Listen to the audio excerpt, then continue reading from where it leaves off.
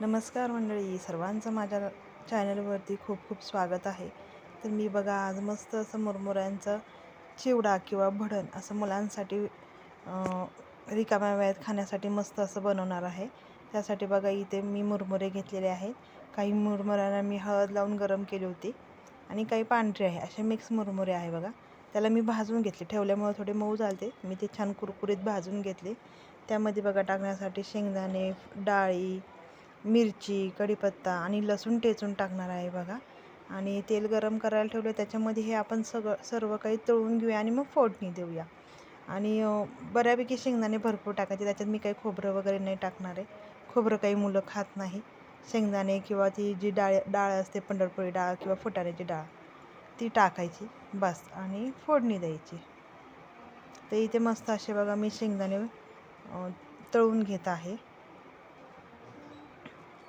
छान असे बारीक गॅसवरती खरपूस शेंगदाणे तळून घ्यायचे, म्हणजे ते कुरकुरीत होतात, चिवट होत नाही. मस्त शेंगदाणे तळून घेतले बघा. आणि आता इथे हे मुरमुऱ्यांवरती मी इथे शेंगदाणे टाकले आहे. भरपूर शेंगदाणे टाकलेत बघा.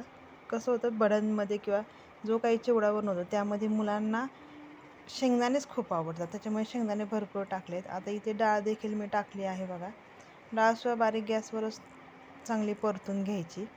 आणि मग तीसुद्धा त्या आपण जे मुरमुऱ्यांमध्ये शेंगदाणे टाकले त्यामध्ये ती डाळसुद्धा टाकून घेतली बघा.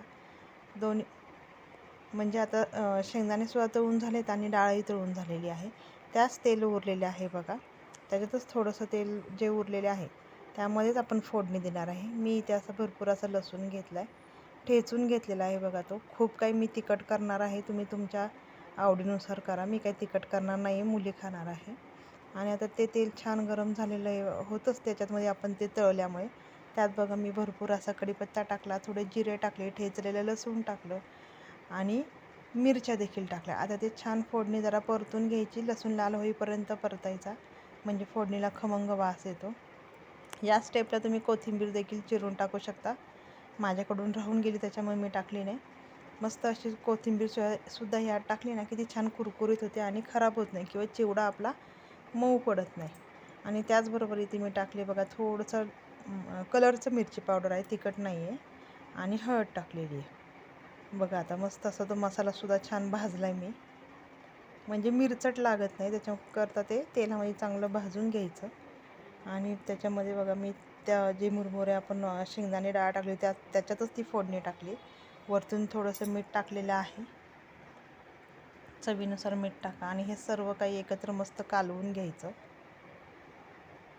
जर आणखीन तिखट किंवा हळद टाकलं तर त्याला खूप लाल कलर पण येईल, पण लहान मुलं खाणार त्याच्यामुळे मी काही जास्त तिखट टाकलेलं नाही आहे, थोडंच तिखट टाकलेलं आहे.